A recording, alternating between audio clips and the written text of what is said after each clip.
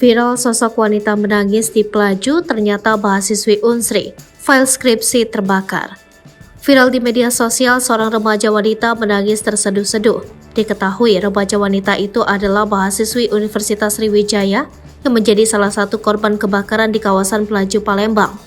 Mahasiswi Unsri itu diketahui bernama Rizka dan menangis lantaran file skripsi, laptop hingga printernya ikut ludes terbakar. Isak tangis mahasiswi Unsri tersebut dapat dilihat di postingan akun Instagram Palembang Terkini.official. Semoga tidak dipersulit tapi dipermudah, serta bertemu orang baik ya dek, tulis keterangan pada video tersebut. Tampak seorang mahasiswi yang mengenakan jaket berwarna biru serta berjilbab tersebut sedang menangis pilu. Mahasiswi yang bernama Rizka tersebut dengan terisak menceritakan kejadian nahas yang dialaminya, yakni menjadi salah satu korban kebakaran di Pelaju, Palembang. Sambil menangis, Rizka mengungkapkan dirinya tidak sempat menyelamatkan barang-barang berharga lainnya kecuali handphone. Bahkan, Rizka mengatakan bahwa dirinya juga tidak sempat menyelamatkan baju-bajunya yang kini telah ludes terbakar. Namanya Rizka, sekarang semester 7 mau skripsian, ungkapnya sembari menangis.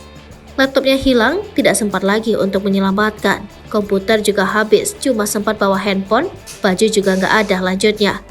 Semua data kuliah hilang. KTP juga ludes terbakar, file semua ada di laptop, tidak sempat menyalin file skripsi, sambungnya. Sementara itu, postingan tersebut pun menjadi bahan perbincangan warga kota Palembang. Banyak di antara warganet yang menyarankan agar kejadian ini tidak terjadi lagi pada mahasiswa yang akan segera melakukan tugas skripsi.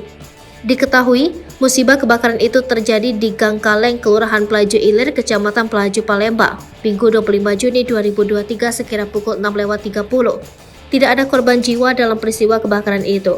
Belum diketahui penyebab kebakaran yang menghanguskan 4 rumah warga tersebut. Namun dipastikan 4 rumah warga rata dengan tanah. Adapun rumah yang terbakar ialah rumah Cipto, Eri dan Ipul, sedangkan satu rumahnya lagi adalah rumah kosong. Berdasarkan keterangan warga, api berasal dari rumah kosong.